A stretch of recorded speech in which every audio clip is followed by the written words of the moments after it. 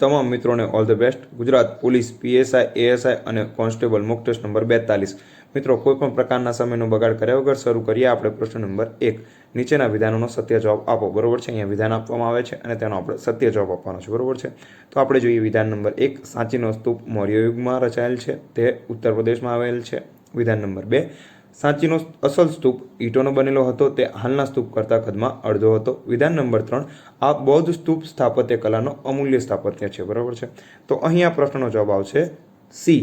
આપેલ 2 અને 3 સાચા છે। બરોબર છે, સી આપેલ 2 અને 3 સાચા છે, કારણ કે આપણે વિધાન નંબર 1 ને જોઈએ, સાંચીનો સ્તૂપ મૌર્ય યુગમાં રચાયેલ છે તે સત્ય છે, પરંતુ અહીંયા ઉત્તર પ્રદેશમાં નહીં, મધ્યપ્રદેશમાં રચાયેલ છે, એટલે કે મધ્યપ્રદેશમાં આવેલ છે। ત્યારબાદ હવે આપણે જોઈએ પ્રશ્ન નંબર 2। નીચે આપેલામાંથી કોના દ્વારા ખંડ પ્રવહનનો સિદ્ધાંત રજૂ કરવામાં આવ્યો હતો તે જણાવો। નીચે આપેલામાંથી કોના દ્વારા ખંડ પ્રવહનનો સિદ્ધાંત રજૂ કરવામાં આવ્યો હતો તે જણાવો। તો પ્રશ્નનો જવાબ આવશે બી આલ્ફ્રેડ વેગનર। બરાબર છે મિત્રો, બી આલ્ફ્રેડ વેગનર દ્વારા ખંડ પ્રવહનનો સિદ્ધાંત રજૂ કરવામાં આવ્યો હતો। ત્યારબાદ પ્રશ્ન નંબર 3। નીચે આપેલ વિકલ્પોમાંથી સત્ય જવાબ શોધીને જવાબ આપો। નીચે આપેલ વિકલ્પોમાંથી સત્ય જવાબ શોધીને જવાબ આપો। તો આપણે વિકલ્પોને જોઈએ। વિકલ્પ નંબર એ, ગ્રાન્ડ ટંક રોડનું નિર્માણ સૌપ્રથમ ચંદ્રગુપ્ત મૌર્યના સમયમાં થયું હતું। બરોબર છે, આ સાચું છે, મૌર્ય યુગમાં ગ્રાન્ડ ટંક રોડનું નિર્માણ થયું હતું। વિકલ્પ બી, વર્તમાન સમયમાં આ રોડ દિલ્હીથી કોલકાતા સુધી રાષ્ટ્રીય ધોરીમાર્ગથી ઓળખાય છે। આ પણ સાચું છે। વિકલ્પ નંબર સી, એશિયા ખંડનો સૌથી જૂનો અને લાંબો મુખ્ય રોડ છે। આ પણ સાચું છે। તેથી પ્રશ્નનો જવાબ આવશે ડી આપેલ તમામ, એટલે કે એ, બી અને સી ત્રણે ત્રણ અહીંયા સત્ય છે। બરોબર છે મિત્રો, જો તમે ચેનલ ઉપર નવા હોય તો ચેનલને સબસ્ક્રાઇબ જરૂરથી કરી લેજો, કારણ કે અહીંયા ડેલી બેસિસ ઉપર જીસીઈઆરટી અને એનસીઈઆરટી બેઝ મોક ટેસ્ટનું આયોજન કરવામાં આવતું હોય છે, અને એક નોટ જરૂરથી બનાવી લેવી કેટલાક અગત્યના પ્રશ્નોને નોટ કરવા માટે। બરોબર છે, હવે આપણે જોઈએ પ્રશ્ન નંબર 4। નીચે આપેલા વાતાવરણના સ્તરના વિવિધ પ્રકારમાંથી સત્ય પ્રકાર કયા છે તે જણાવો। અહીંયા આપણને વાતાવરણના વિવિધ સ્તર આપેલા છે, તેમાંથી સત્ય કેટલા પ્રકાર છે તે આપણે જાણવાનું છે। બરોબર છે, તો પ્રશ્નનો જવાબ આવશે મિત્રો ડી આપેલ 1, 2, 3 અને 4। બરોબર છે, ડી આપેલ 1, 2, 3 અને 4, એટલે કે ક્ષોભ આવરણ, સમતાપ આવરણ, મધ્ય આવરણ અને ઉષ્મા આવરણ, આ 4 વાતાવરણના સ્તરના વિવિધ પ્રકારો છે। ત્યારબાદ પ્રશ્ન નંબર 5। નીચેના વિકલ્પોમાંથી અસત્ય વિકલ્પ શોધી જવાબ આપો। આપણે નીચે આપેલામાંથી અસત્ય વિકલ્પ શોધીને જવાબ આપવાનો છે। તો આપણે જોઈએ તમામ વિકલ્પોને। વિકલ્પ નંબર એ, સુભાષચંદ્ર બોઝની ઇન્ડિયન ઇન્ડિપેન્ડન્સ લીગના પ્રમુખ તરીકે વરણી થઈ હતી। બરોબર છે, 1943માં થઈ હતી, આ સત્ય છે। સુભાષચંદ્ર બોઝ આઝાદ હિન્દ ફૌજના પણ વડા હતા। સુભાષચંદ્ર બોઝ આઝાદ હિન્દ ફૌજના પણ વડા હતા, આ પણ સત્ય છે। ત્યારબાદ વિકલ્પ નંબર સી, નેતાજી દ્વારા લક્ષદ્વીપ અને માજુલી ટાપુના નામ અનુક્રમે શહીદ અને સ્વરાજ આપ્યા હતા। બરોબર છે, આ અહીંયા અસત્ય છે, કારણ કે નેતાજી દ્વારા લક્ષદ્વીપ અને માજુલી નહીં, પરંતુ અંદામાન અને નિકોબાર ટાપુના નામ અનુક્રમે શહીદ અને સ્વરાજ આપવામાં આવ્યા હતા। અંદામાન અને નિકોબાર, શહીદ અને સ્વરાજ ટાપુ। બરોબર છે। ત્યારબાદ વિકલ્પ નંબર ડી, આઝાદ હિન્દ ફૌજનું નેતૃત્વ સંભાળીને તેમના દ્વારા કામચલાઉ સરકારની રચના કરવામાં આવી હતી। તો આ પણ અહીંયા સત્ય છે, એટલે કે આપણો અસત્ય જવાબ છે ઓપ્શન નંબર સી। ત્યારબાદ પ્રશ્ન નંબર 6। મેસ્કારેન હારમાળા કયા મહાસાગરમાં આવેલી છે તે જણાવો। મેસ્કારેન હારમાળા કયા મહાસાગરમાં આવેલી છે તે જણાવો। તો પ્રશ્નનો જવાબ આવશે મિત્રો હિન્દ મહાસાગરમાં। બરોબર છે, મેસ્કારેન હારમાળા હિન્દ મહાસાગરમાં આવેલી છે। ત્યારબાદ હવે આપણે જોઈએ પ્રશ્ન નંબર 7। નીચે આપેલમાંથી કયું વિધાન સત્ય છે તે જણાવો। આપણે જોઈએ વિધાન નંબર 1। ગુપ્ત યુગ પછી ભારતમાં મહત્વપૂર્ણ રાજ્યોમાં હર્ષવર્ધનનું રાજ્ય ગણાય છે, આ સત્ય છે। વિધાન નંબર 2। હર્ષવર્ધન થાણેશ્વરના પુષ્યભૂતિ વંશના હતા, આ પણ સત્ય છે। વિધાન નંબર 3।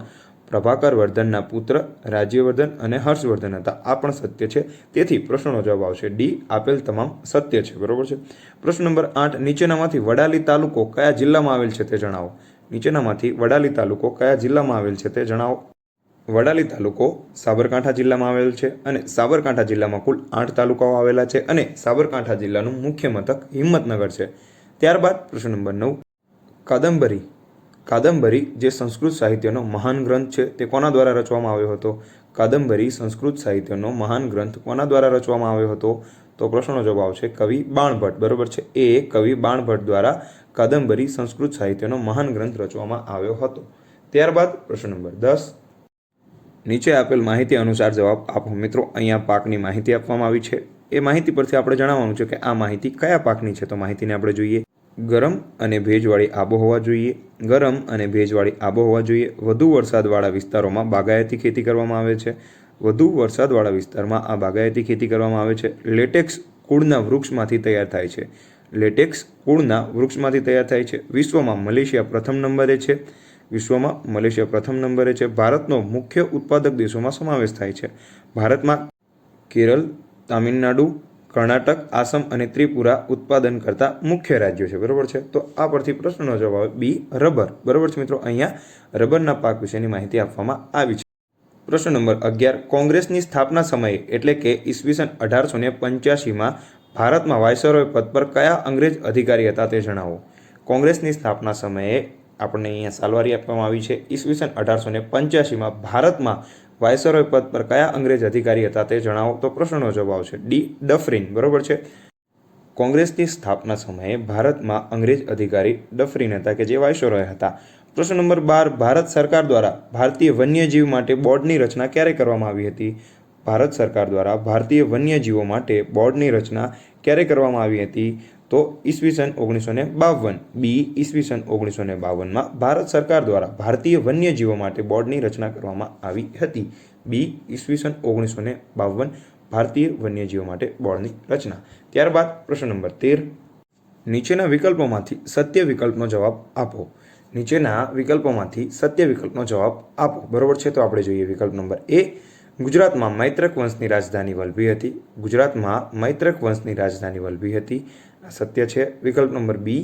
મૈત્રક વંશના સમયગાળો ગુજરાતમાં ઈસવીસન 470થી 788 સુધીનો હતો. મૈત્રક વંશનો સમયગાળો ગુજરાતમાં ઈસવીસન 470થી 788 સુધીનો હતો. આ પણ સત્ય છે. તેથી પ્રશ્નનો જવાબ આવશે સી.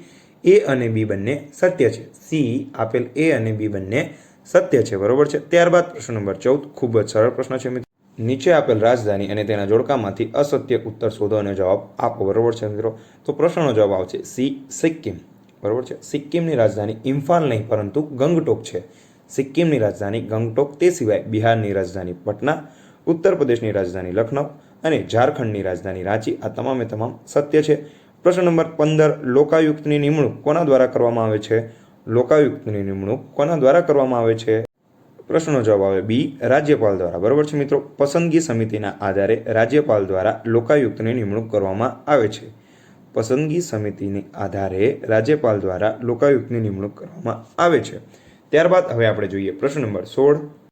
નીચે આપેલ ગ્રહોની માહિતી પરથી જવાબ આપો. અહીંયા આપણને ગ્રહ વિશેની માહિતી આપવામાં આવી છે અને તેના પરથી આપણે જવાબ આપવાનો છે. આ ગ્રહનો વ્યાસ 1,42,800 કિલોમીટર છે. બરોબર છે. 1,42,800 કિલોમીટર વ્યાસ. આ ગ્રહને કુલ 67 ઉપગ્રહ છે. કદમાં સૌથી મોટો અને સૌથી ઝડપી ધરીભ્રમણ ધરાવતો ગ્રહ છે. કદમાં સૌથી મોટો અને સૌથી ઝડપી ધરીભ્રમણ ધરાવતો ગ્રહ છે.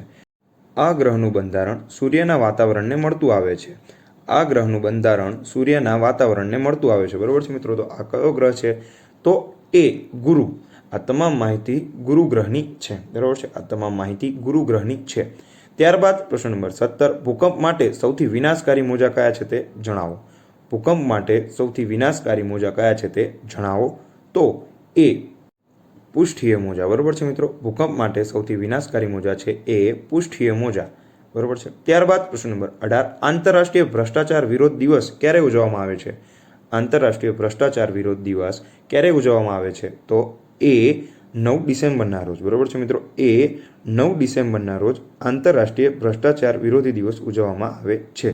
આંતરરાષ્ટ્રીય ભ્રષ્ટાચાર દિવસ એટલે કે ઇન્ટરનેશનલ એન્ટી કરપ્શન ડે તે 9 ડિસેમ્બરના રોજ ઉજવવામાં આવે છે. 2003થી શરૂઆત કરવામાં આવી છે. યુનાઇટેડ નેશન એટલે કે સંયુક્ત રાષ્ટ્રો દ્વારા આ દિવસ ઉજવવાની શરૂઆત કરવામાં આવી છે. ત્યારબાદ હવે આપણે જોઈશું પ્રશ્ન નંબર 19. નીચેના જોડકા યોગ્ય રીતે જોડો અને જવાબ આપો. મિત્રો અહીંયા આપણને એક તરફ વાયુ આપવામાં આવે છે અને બીજી તરફ તેના સંજ્ઞાઓ આપવામાં આવી છે. તો અહીંયા આપણે તેને જોડવાની છે. તો પ્રશ્નનો જવાબ આવશે મિત્રો સી. પ્રશ્નનો જવાબ આવશે સી. પહેલામાં સી, બીજામાં બી અને ત્રીજામાં એ. આપણે થોડીક વધારે માહિતીથી જોઈએ તો નાઇટ્રોજન. નાઇટ્રોજનની સંજ્ઞા છે CN2. ત્યારબાદ મિથેનની સંજ્ઞા છે મિત્રો BCH4. મિથેનની સંજ્ઞા BCH4 અને ત્યારબાદ નિયોનની સંજ્ઞા છે ANE. નાઇટ્રોજનની N2, મિથેનની CH4 અને ન્યુયોનની Ne. ફરીથી કહું છું મિત્રો, 19મા પ્રશ્નનો જવાબ આવે સી. ત્યારબાદ પ્રશ્ન નંબર 20. આ પ્રશ્નનો જવાબ મિત્રો તમારે નીચે કોમેન્ટ બોક્સમાં આપવાનો છે. 20માંથી તમારે કેટલા સાચા પડ્યા તે પણ અમને જરૂરથી જણાવજો. કિસાન કોલ સેન્ટરનો ટોલ ફ્રી નંબર જણાવો. કિસાન કોલ સેન્ટરનો ટોલ ફ્રી નંબર જણાવો. આવા જ બીજા વિડીયોને જોવા માટે અમારી ચેનલને સબસ્ક્રાઇબ કરો, વિડીયોને શેર કરો, વિડીયોને લાઇક કરો અને તમારા ગવર્મેન્ટ એક્ઝામની તૈયારી કરતા મિત્રો સાથે જરૂરથી શેર કરજો. કોઈપણ પ્રશ્નમાં કોઈપણ પ્રકારની ભૂલ જણાય તો કોમેન્ટ દ્વારા જરૂરથી જણાવજો. જય હિન્દ, જય ભારત. આવનારી તમામ એક્ઝામ માટે મિત્રો તમને બધાને ઓલ ધ બેસ્ટ. ફરી મળીશું આવા વિડીયો સાથે. જય હિન્દ, જય ભારત.